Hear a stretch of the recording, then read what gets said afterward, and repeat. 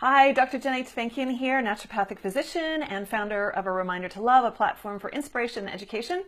I am here with you to talk to you about what to do now that you're almost done with your cleanse. First of all, just congratulations. I'm so proud of you for hanging in there, whether you just did the supplements or whether you changed your whole diet. Even if you just started this and you weren't able to complete it, I still congratulate you for starting. And maybe you got all that you needed to get out of it, which is great.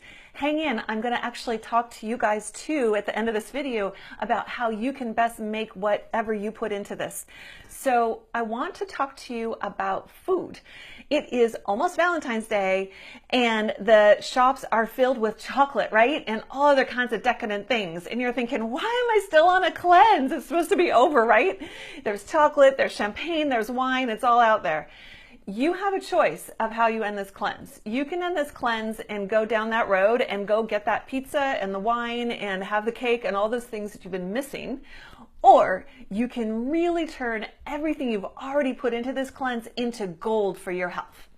The way you can do that is that you can introduce a food one at a time and see what kind of reaction your body has from it. What you've already done is you've already eliminated food. There is no test that is 100% accurate on whether you have food sensitivities or allergies or not. There are blood tests, there's the EAV test I do in the clinic, there's the Carroll test, all the things that Dr. Louise Rose spoke about, which are really useful and great places to start. But all they are is a form of an elimination diet, which you have done if you did the Whole30 diet.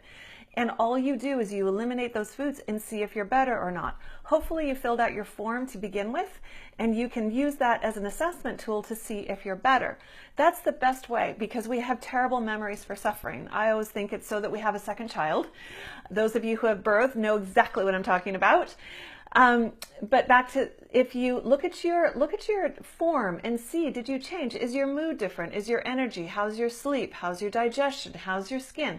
Maybe it's not all the way cleared up or all your vitality is back, but hopefully you've seen some kind of an improvement. If you haven't, again, I go back and see Dr. Louise Rose's video. If you are better, awesome. You get to decide, do you want to maintain this lifestyle or do you want to try to introduce some new things? If you want to see what the foods are doing to you, the way I recommend doing it is to choose a food or a food group. Say it's dairy. If you want to introduce dairy, take in, you can eat a whole bunch of different kinds of dairy in a day. So have some yogurt, have some cheese, have some cream, whatever you like. But don't introduce the other things. Don't introduce the grains, don't introduce soy, don't introduce beans. It's just dairy. And then wait 3 days. You can have a reaction to a food immediately or up to 72 hours later, depending on which immune globulin is mediating the response. And so what I want you to do is to just eat the food, wait 3 days, don't eat the food anymore, just the one day, wait 3 days. And then if you didn't get any kind of symptom or you're not sure, say you got a headache or you felt a little tired or you got a little cranky and you're thinking, well, was that the dairy? Or was that I was a little dehydrated or was a little tired or something like that? So if you're not sure, you do it again on day 4. So day 4, you do the same thing. You have a little bit of dairy throughout the day. You have some yogurt, you have some cheese, you have some cream. If you get the same symptom twice, you get that headache again on day 2, or you have a bigger symptom, then that is your reaction to dairy. Then you get to decide, what am I going to do about this? Is it such a huge reaction that you don't want to deal with it and you're just going to cut dairy out and you're really grateful you figured that out? Or is it a little tiny reaction, one that you feel like, sometimes this is okay? If that's the case, I highly recommend that you consider not eating dairy when your immune system is challenged, or even like now where we're in a flu pandemic. You might want to just back off on foods that are a little bit sensitive to you when you're at a more vulnerable place in your life. So more stressed out, more tired, more germs around you, that kind of thing. If you're fine with it, great. Then you move on to the next thing. Or if you have a reaction, you wait till that reaction clears, you're all the way through it, and then you go to the next food. Say it's gluten. So you do the same thing. You eat gluten and eat it throughout the day and then wait 3 days, see if you have a reaction. You do that each food. That way you're going to get so much bang for your buck. You're going to find out what foods do to you. You're going to save yourself thousands of dollars in testing. Now, the thing is that you can also, like say for dairy, say you kind of know that you're really not that great with dairy, but you're wondering if maybe your friend's Jersey cow's kefir would be okay. And if that's the case, then just eat that. Just try the kefir or just try the butter. Whatever it is that you think you want to try, go for it. And that's the best way you can to get the most out of introducing foods. So hopefully that's really helpful. What I want to say about those of you who decided to not do any dietary changes and just took the supplements, or for those of you who did the supplements and the diet change, is think about which supplements you might want to continue in on your diet. If you're feeling a lot better, you might want to consider staying on the LLV or continuing doing the PB Assist. I know what a lot of us do is we cycle in some of the other things that we did during the cleanse. So the GX Assist, the DDR Prime, the Zendocrine, we use those as needed. So for myself, if I feel like I feel like my liver's a little clogged up, I'll take extra of the Zendocrine detox factors. If I feel like my lymph is a little congested, I'll use some of the Zendocrine oil on my lymph, or I'll take it internally. Same thing with the DDR. If I feel like I need that kind of support, cellular support, I'll use the DDR. The GX Assist, if I eat sushi, I take GX Assist. If I feel like there's a gut bug going around, I take GX Assist.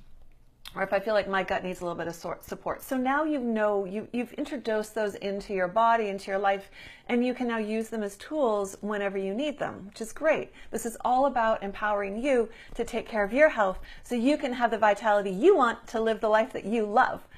So the other thing that I wanted to suggest that you guys do to just make the most of all of this time is to journal your experience. So that is, if it doesn't matter what your experience was it a good experience, a bad experience, experience, it doesn't matter. Journal about it. And you could journal about the experience, but most importantly, journal about what you learned or what you think you could take from this. Say you had an amazing time. Say you're one of those people that's written in, and I love that you guys have been writing in, you're like, you feel great. Your sleep is better, your skin is better, your mood is better, all that kind of stuff.